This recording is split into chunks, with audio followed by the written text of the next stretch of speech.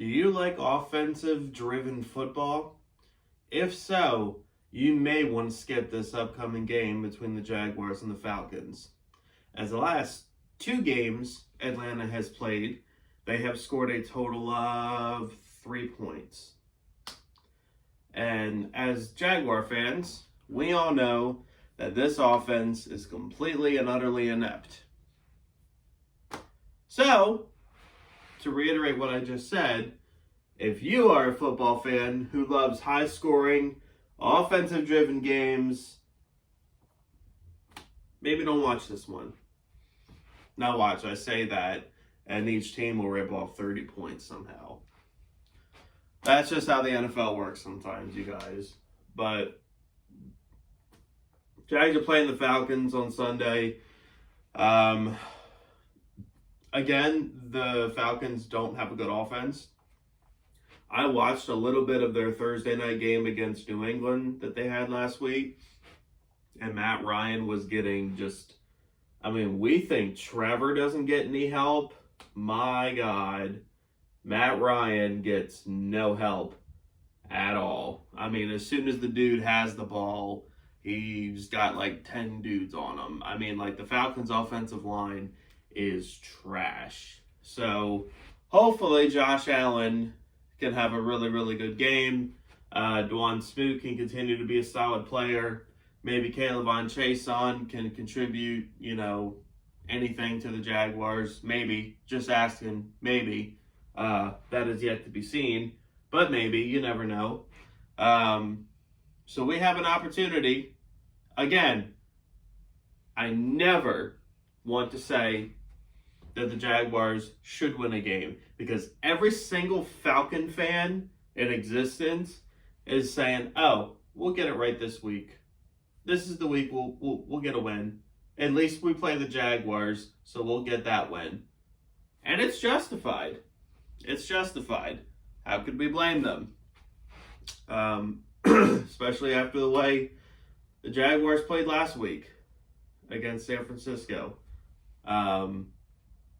But the Falcons do not have a whole lot of offense. They have revived the career of Cordell Patterson. They've used him in a lot of creative ways, kind of like how we were using Jamal Agnew.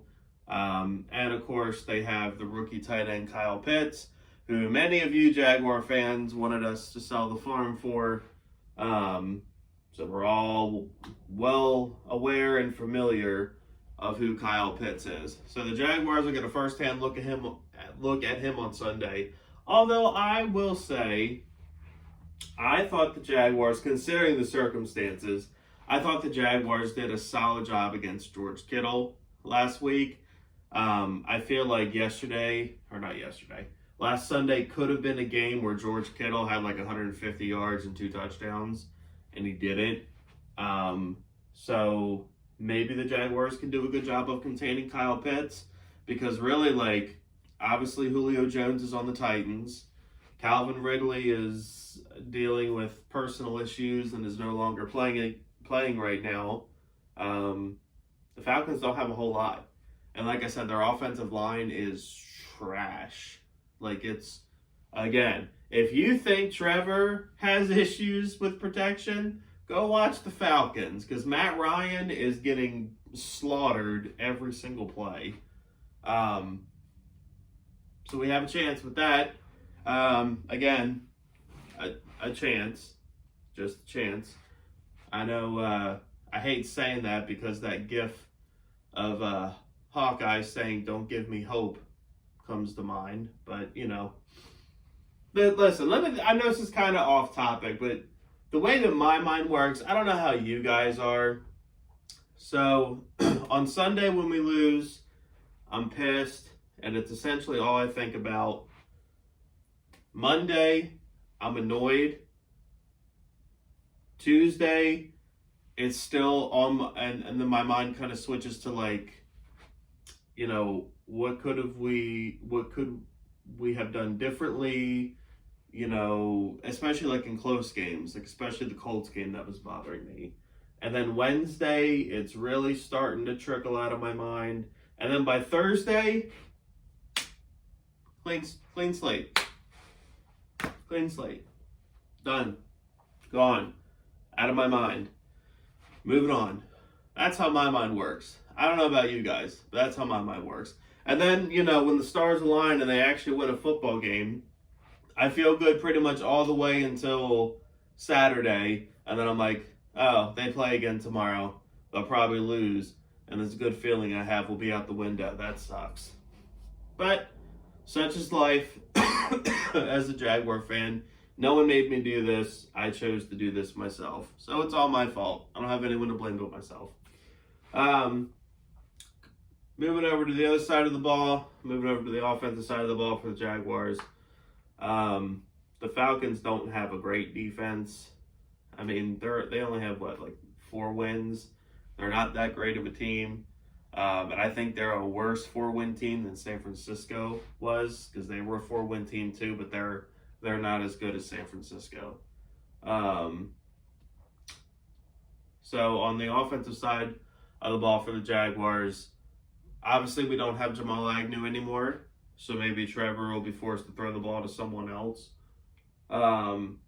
However, Jaguar legend Jadon Mickens is back with the Jaguars, which actually makes me really happy because Jadon Mickens was a really solid football player, I thought. I never understood why we cut him in the first place. And I'm really happy that the Jaguars got him back. I think, because obviously we don't want Tavon Austin returning punts or kickoffs because the first opportunity he got, he muffed it.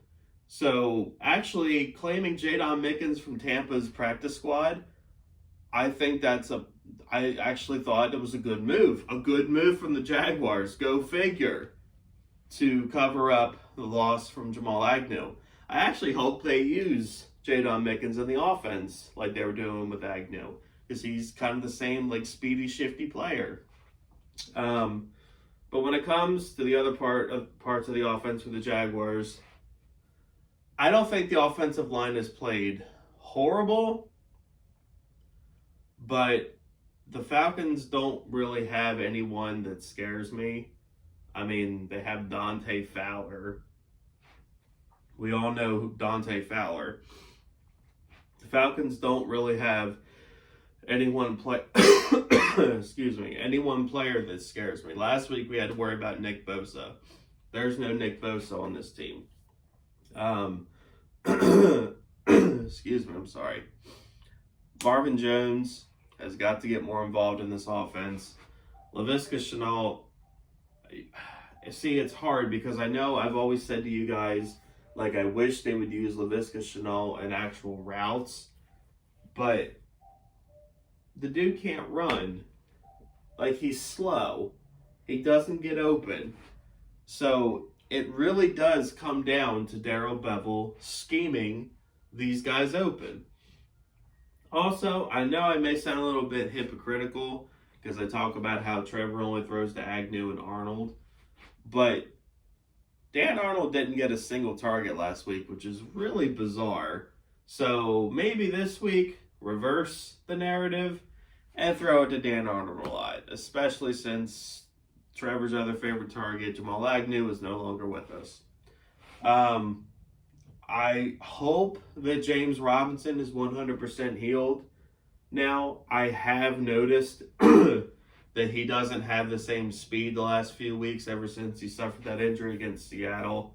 I'm hoping that they can get him more involved and stop it with the shotgun halfback draws, because I feel like we're not that good at that, but James Robinson is a much better player when Trevor just gives it to him under center, because James Robinson has excellent vision. And I feel like, I don't know, maybe that's just me, but I feel like he sees the hole and sees the cut in the lane he needs to get into better when it's just a handoff from under center. Maybe I'm crazy, maybe I'm totally off and wrong, but that's just from me observing and watching. I don't know. Will the Jaguars win this game? Probably not. I mean, this could be the week where the Falcons get it together and drop 30. But at the same time, the Falcons are bad, and this could be the week where the Jaguars figure it out and put up points. And it's just how the NFL works. You never know, but if I really, really had to give a prediction, I think it's a very, very low-scoring game. I think it's like a 13-17 type game because neither team is capable of putting up points. So we'll see. We'll find out. It should at least. Now, let me say this.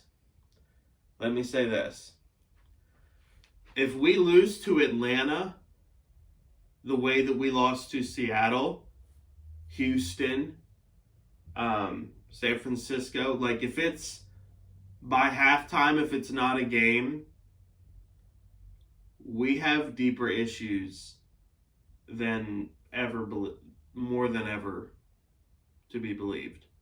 We have serious issues. If the Jaguars lose this game, but it's by a possession, and it's not because of garbage time catch-up, like it's a game, it's competitive the entire game, but the Falcons made that extra play or two more than we did, fine. Matt Ryan's a good quarterback. Whatever. Okay, I'll take it. I don't like it, but I'll take it. But if it's one of those games where it's halftime and the Jags are out of it, we have serious issues, you guys. Serious issues. Also, I want to make this little comment here just because it really, really makes me mad when I'm watching Jaguar home games. I want to know what Shad Khan thinks and feels when he's sitting in his press box and he's seeing a sea of Buffalo Bills fans.